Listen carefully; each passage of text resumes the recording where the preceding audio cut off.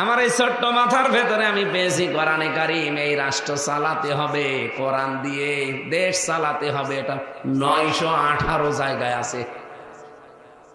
সারের মতো বড় বড় মাথা যাদেরও আরো বেশি পাবে।